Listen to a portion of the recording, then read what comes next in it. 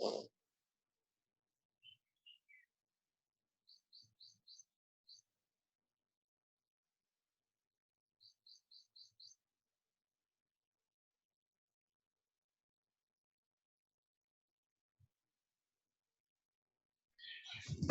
morning, everyone. Good morning, Sagar. Good morning. Good morning.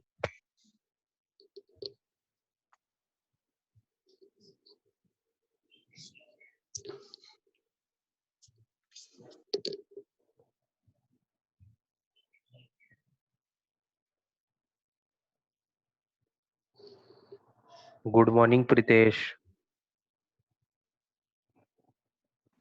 Good morning, Sagar.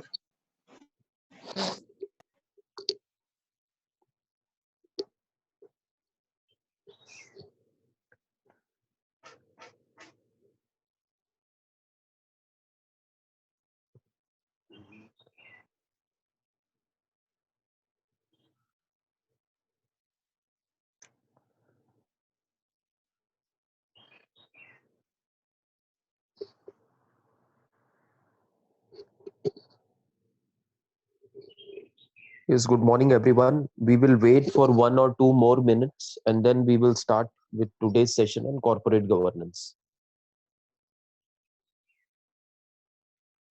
Good morning, sir.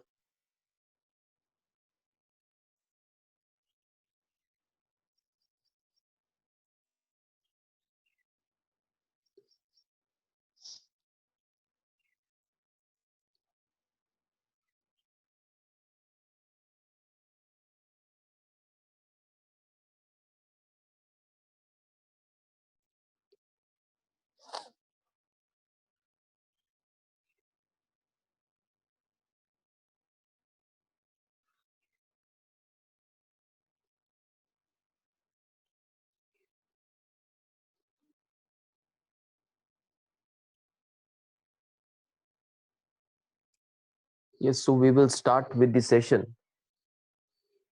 So before we start with today's session, what we had discussed yesterday, that we will take a look on what we had discussed yesterday. Yesterday, we had discussed a very important concept called separation of power between two major positions. One is called as chairman of board of directors. The other one is called as the CEO or managing director of the organization that we had discussed yesterday.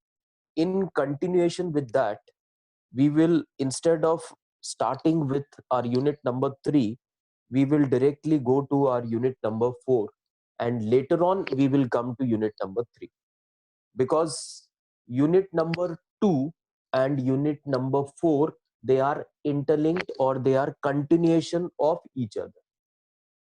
In unit number 2, we had discussed the types of directors, composition of board, separation of power, then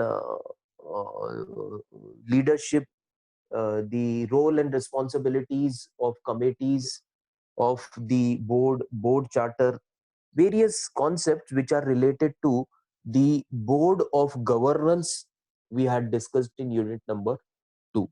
Whereas in unit number 4, it is expected by the university that we should be discussing about the corporate governance structure or corporate governance guidelines, which are actually implemented by various organizations of IT sector, service sector, public sector units, and other organizations of the country.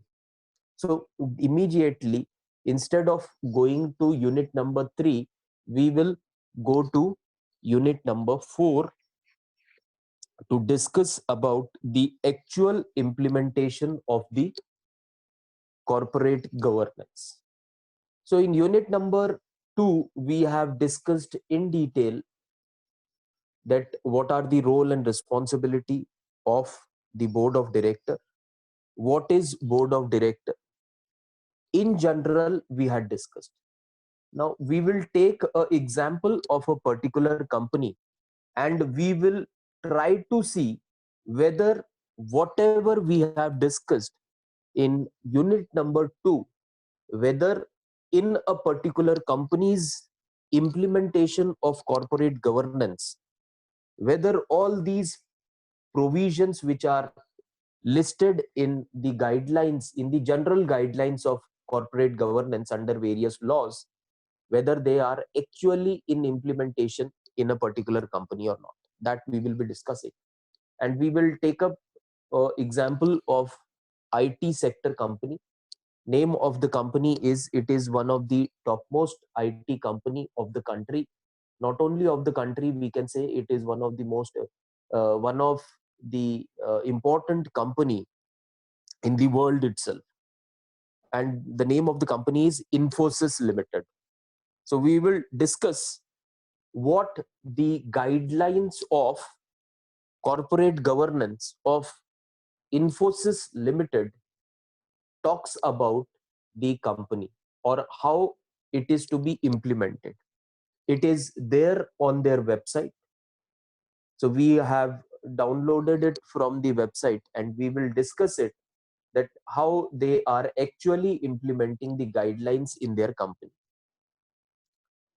So this particular guideline has been finalized by the board of directors of the Infosys, and it will be, or it is implemented in the company from July 15th, 2020. So 1 month back, this revised guideline on corporate governance structure in Infosys has been implemented after the approval of the board of directors of the company. We will just discuss how it is implemented and what are the points that are being covered in the corporate governance guidelines of Infosys company. I'll read the first 2-3 lines because these are very important and these are connected to the core of corporate governance. So first I'll just read the 2-3 lines and then we will start discussing on what these lines mean. So at the start of this particular document, the purpose of this document, they have said, it is written in the document, Infosys Limited recognizes the enhancement of corporate governance as one of the most important aspects in terms of achieving company's goal of enhancing corporate value by deepening societal trust. So this particular statement, which is their first opening statement of this guidelines on corporate governance, is very important because this statement shows how much weightage the company is giving to the concept of corporate governance. They want to implement this in the company to forward their corporate value by deepening societal trust. The society should have trust in the company and they feel that they will be able to develop or deepen this trust in the society if they can implement a good corporate governance policy in the company. So this was the starting statement of the corporate governance in Infosys. Second important thing is, as we know that Infosys is not only carrying out its operations in India, but it is also carrying out its operations in other countries also, and particularly in USA. So they have mentioned in the initial first 2-3 lines of the corporate governance guidelines of their company that they will be following the laws related to corporate governance, not only in India, which are formed by the Indian government, but they will also be following the laws of the government of USA when it talks about corporate governance, and other countries where they are into operations. Plus, they have also listed out that apart from whatever is expected in law, if they feel that they should be able to do more than what is expected in law, if it is related to company values, they will go for it. So that is the first paragraph of introduction of the policy document of Infosys related to corporate governance. Then we will talk about what the document talks about board structure and its composition. Now it says that the size of the board should be as per the memorandum of understanding and the articles of association of the company. So we have already discussed that the guidelines or the roles or the rules of the board of directors is as per the company's memorandum of association and article of association. So they have confirmed that the size of the board will be as per the memorandum and article of association of the company and as per the rules of the Companies Act 2017. They will also follow the SEBI guidelines relating to listing obligations and disclosure requirement regulation 2015. So introduction of board structure, they have mentioned that they will be following all the rules and regulations of the Companies Act as well as of the SEBI. When we talk about board diversity in the Infosys, they have mentioned in the document very clearly that the company, as it is a global company, so the company will definitely focus on considering diversity of thought, diversity of perspective, diversity of knowledge, diversity of skill, diversity of industry experience. So it means that the company is focused on implementing the concept of board diversity because the company is aware of the fact that board diversity will improve the efficiency of the board and productivity of the company. So that is related to board diversity. They have also mentioned that how they will be including the directors or members in the board. So it will be based on the recommendations of nomination and remuneration committees, and it will be finalized on the various parameters which are shortlisted by the board of directors of the company related to the qualification of the director to be included in the board of directors, related to his skills, related to his experience. So all these parameters they have framed and they have stated that they are committed towards including directors in the board from diverse background because they know the importance or the benefits of diversity. So that is related to board diversity. Now the next point which is listed in the document of the company is related to the mix of the board should be mix of executive, non-executive, and independent directors. So when we were discussing unit number 2, in unit number 2 we had discussed various types of director. So that particular concept is as it is implemented, and we can see that the document of the company in implementing corporate governance, it focuses on the mix of or a balance of executive director, non-executive director, and the independent director also. When it talks about independent director, the document clearly lays a emphasis on how much independent directors should be included in the board of directors of the company.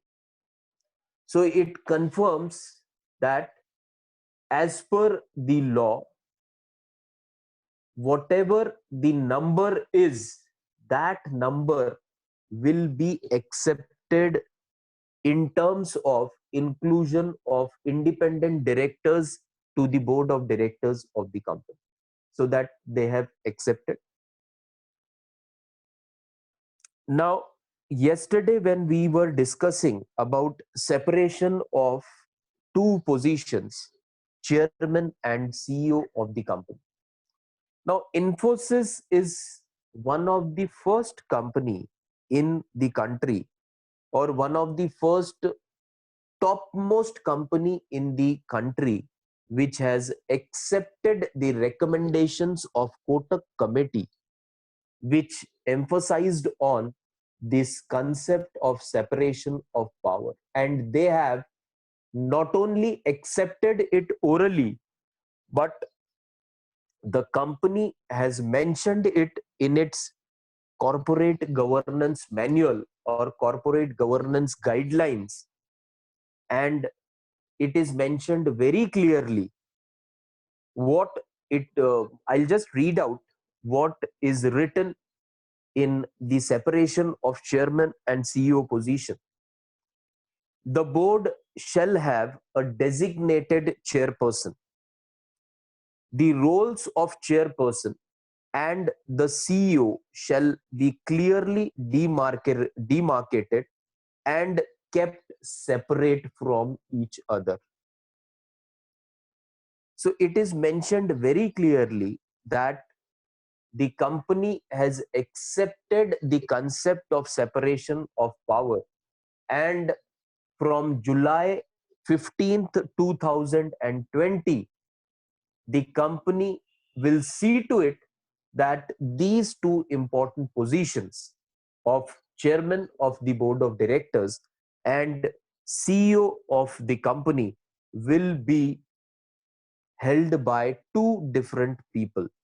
So that is included in their guidelines of board of directors. Next thing which they have included in the guideline is called as lead independent director. Lead, L-E-A-D, lead independent director. As we have discussed when we were discussing our unit number 1, that there were various committees which emphasized on the inclusion of, or which emphasized on increasing the number of independent directors in the board of directors of the company. The committee which was constituted under J.J. Irani, we had discussed that that committee recommended that the independent director should be, their number should be around 2/3 of the, or it should be 2/3 of the total number of board of directors. When we talk about 2/3, it comes to around 67 to 68% of the total number of board members of the board of directors. So here, when the number of independent director increases, Infosys has made a provision. Suppose say out of 12 members of the board of directors, if 7 or 8 are independent directors, they have made a provision that one of the director should be elected as a lead independent directors who will be leading the team of independent directors. The document says very clearly that if the chairperson of the board of director is not a independent director, if he is a, say, chairperson is a executive director, then the board should elect a independent director as a lead independent director, and they should contribute more towards the betterment of the board decisions. They should contribute more in the board meetings. They should be coming up with more suggestions to make the company more effective or more productive. So that is called as lead independent director. Then the policy has also mentioned the annual director elections, that every year election should be held, and based on the elections, the directors should be chosen for the company. Then they have elaborately mentioned the board qualification. We had just discussed about what should be the experience of the person, what should be the ability or skill of the person, what should be the age of the person who is eligible to be part of the board of directors of Infosys. So they have given it in detail. We will just discuss in brief about the criterias of say qualification criterias of directors at Infosys. So they have mentioned under board qualification. So the first point or first parameter which the company has listed, I'll just read out that parameter and then we will discuss. Experience, first parameter, which should be possessed by the independent director, then only he can be thought of inclusion in the board of directors of Infosys. The first parameter is experience in driving business success in market around the world with an understanding of diverse business environment, economic conditions, cultures, and regulatory frameworks, and a board perspective on global market opportunities. So the parameters which they have listed here, their first parameter, we can say that it is a very broad parameters. Experience of driving successful businesses. So a person can be thought of inclusion in company's board of director if he is having a past experience of driving business successes not only in India, but he is part of that particular team which was responsible for the success of the organization in the other part of the world also, because the company is a global company. So they want a person who knows not only the business environment of the country, but also who knows the business environment of the world. The person should be aware of not only the regulatory framework of India, but he should also be aware of the regulatory framework or rules and regulations of doing business in the country in which the company is into operation. So that is the first parameter. So accordingly, they have listed out that the person should be sound in financial management. The person should have good leadership skills. He should be having a good hold over risk management, strategic planning. He should have practical understanding of organizations and its processes. So he should have a significant background in technology. Then he should be able to understand what is, say, disruptive innovation and how to create new business models. So they have listed various parameters. If a person fulfill those parameter, then only the person can be thought of inclusion in the board of directors of Infosys.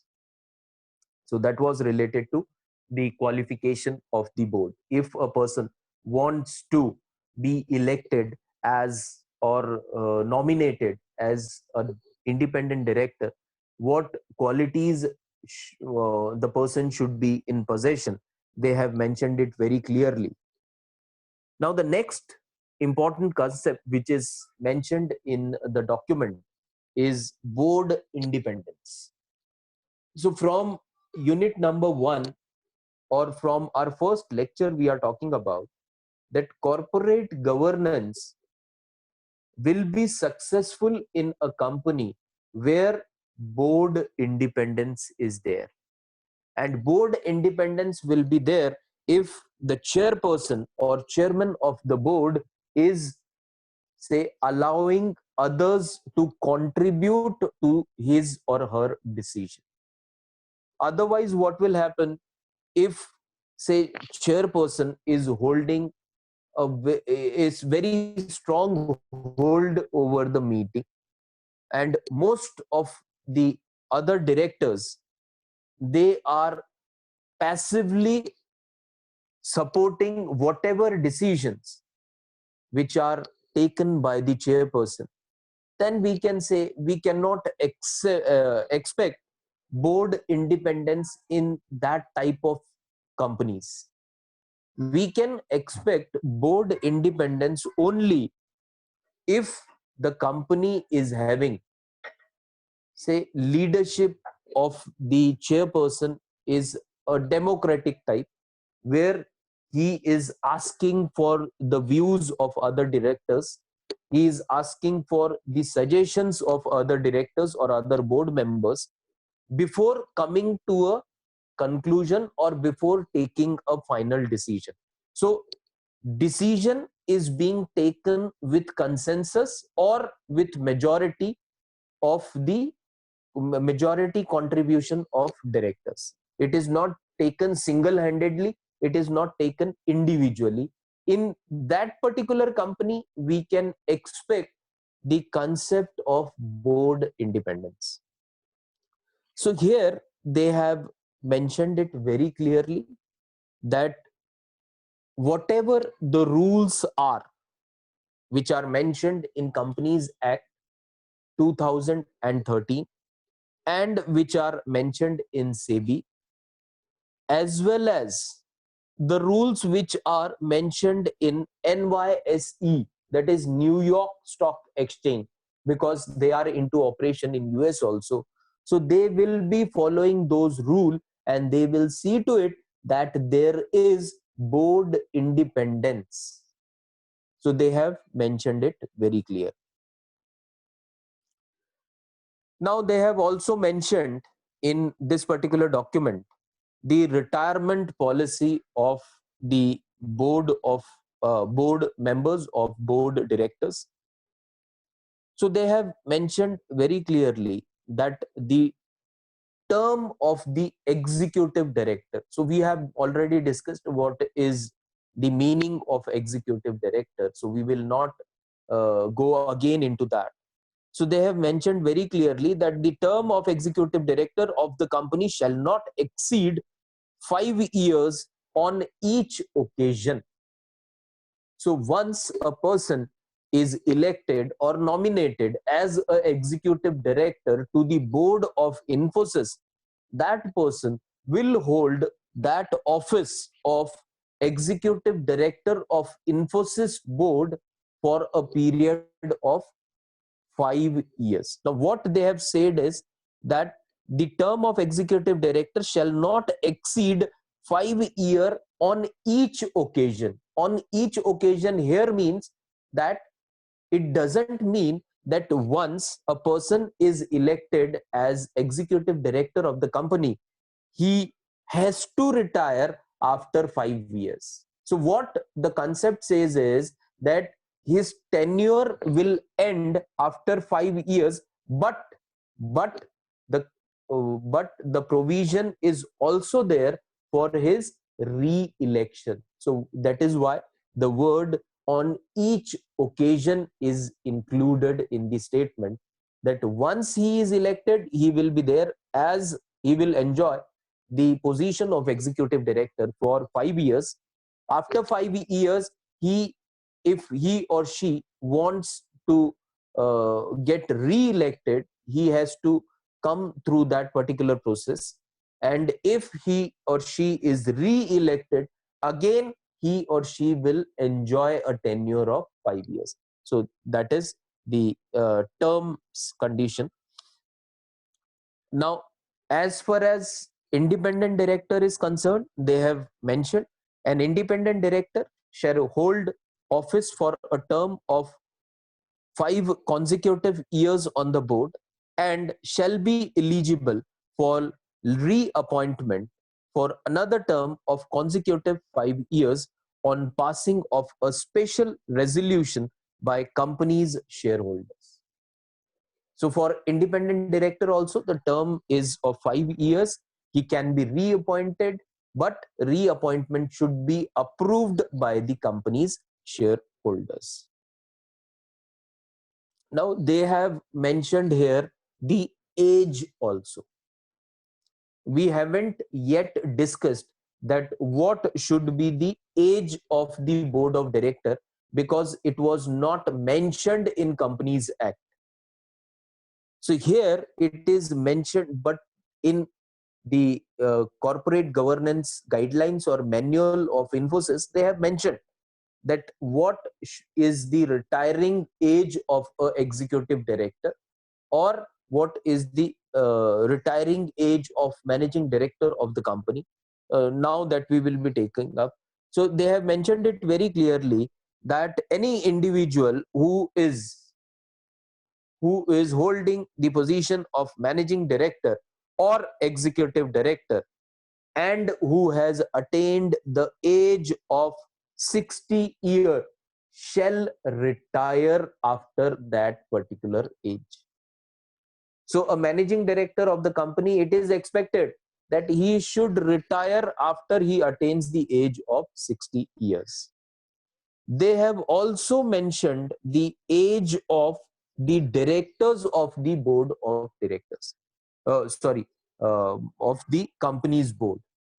So they have mentioned it very clearly in the document or in the guideline of corporate governance of the company, that a person who attains the age of 70 years shall retire from his office of director of board of directors of the company on attaining the age of 70 years.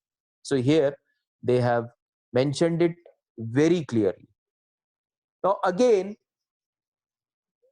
conditions apply is also here, and they have mentioned a provision that if the board of directors, if the board of directors of the company feel that the managing director after attaining 60 years also should not retire and he should be continuing in his office, at that particular time a special resolution has to be passed by the board, which should mention the reason why the extension is being given to a particular person. and if the resolution is passed by a majority or is accepted by consensus, then only a person who is working as a managing director of company after attaining 60 years also can continue in the office of managing director. Otherwise, he has to or she has to retire after attaining the age of 60 years. Same case is with the independent director or other directors of the board also. If the board of directors, they pass a special resolution that the company or the board requires the services of a particular director for 1 more year, for 2 more year, or for 3 more year, then they have to pass a special resolution. And then even if the director has passed the age of 70 years, he or she can continue with the board. So that is related to the term of the office of director and the retirement policy of the company. Now next we will discuss about the induction. We had discussed the under training and development of directors. So that particular concept is implemented in this guideline also, that a new director should be given a orientation program. Now what that orientation program should be, that we will be discussing. So far, if you have any query related to anything, you can ask me. Yes, if you have any query, we can discuss about that query, because I think only 2 or 3 minutes are remaining. So we will not be able to complete this concept of orientation and continuing education, which is mentioned in the corporate governance guidelines of the company. Okay, no queries, so we will continue. We will continue till our time is over, and then we will start with where we had with whatever we had completed today. We will take up from that particular position in our tomorrow's lecture. Sir, Karan here. Yes, Karan, but your voice is not clear, beta. Yes, Karan. Okay, no problem. I will just message you in the chat box. No, now it is clear. Yeah, you can ask question. Yes. No, General, I wanted to ask that would we get any materialized handbook or notebook of any PPT for the same?